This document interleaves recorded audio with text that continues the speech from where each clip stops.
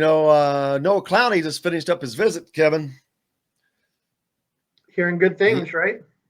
4-star, 6'10" big man from Dorman, Roebuck, South Carolina. Spartansburg, yeah. You know who else is from Spartansburg, right? Zion. Cool. Williams. Yeah. He's bigger than Zion, man. He's he got 2 inches on Zion, but yeah, I finished up his visit. Want to know how that went? Alec Lasley spoke to him at thehoosier.com. You can go there, read all about it. And today is the last day to get 80% off for the year. It's $20 for the entire year. It's $168 a month.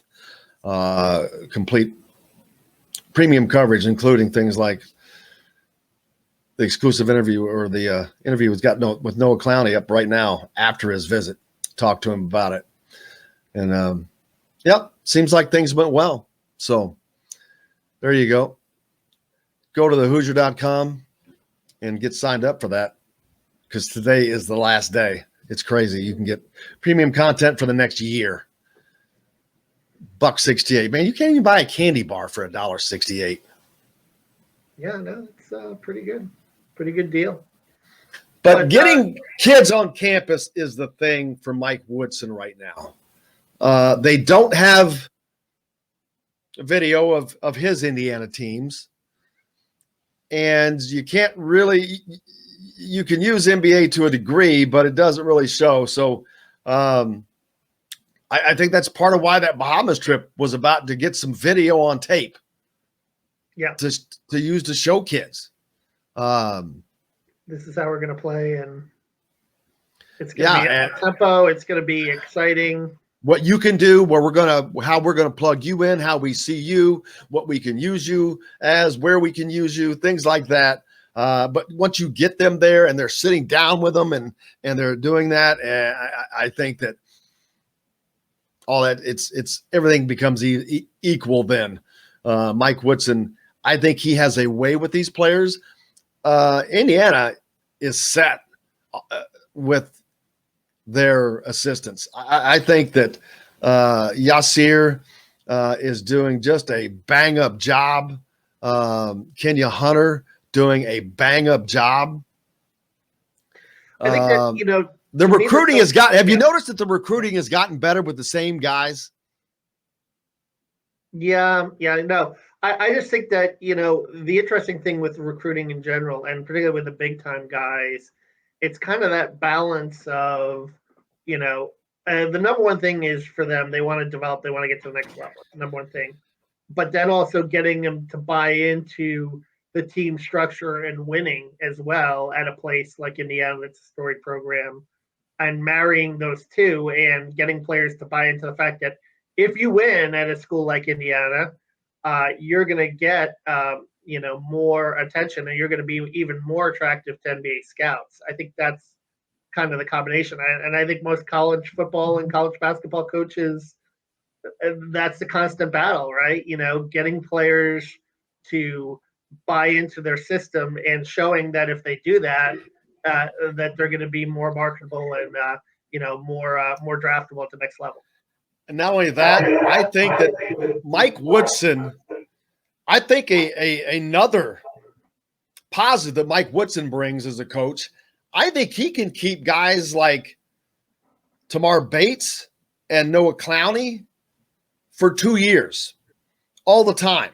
They're not good with, and you add NIL to that, now they're not as anxious to jump.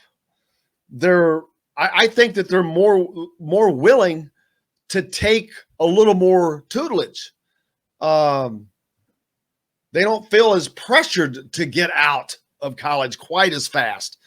I could be full of crap on that, but it just seems like it's just relaxed things a bit.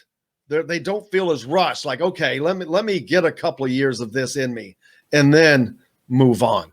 Yeah, we'll see. The whole Maybe that's NIL aspect of it too. I'm going to be fascinated to see, because in football, obviously, this isn't a football state. For as much as Tom Allen has done, it's still but the public appearances that you could, I'm not a college football state, certainly for Indiana, that doesn't have the same tradition as Indiana basketball. Upstate you have Notre Dame, but they're more of a national program. They're not really associated with the state as much as it is.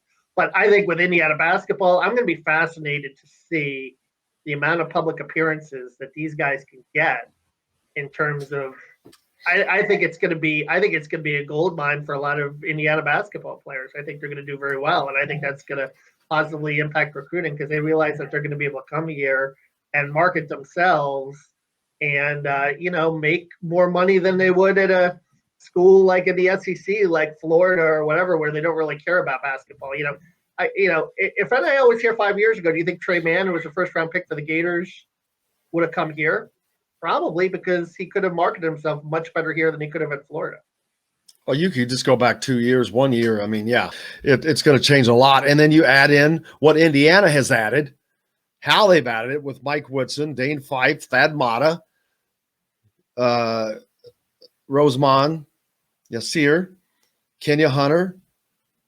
They have they've got it set up.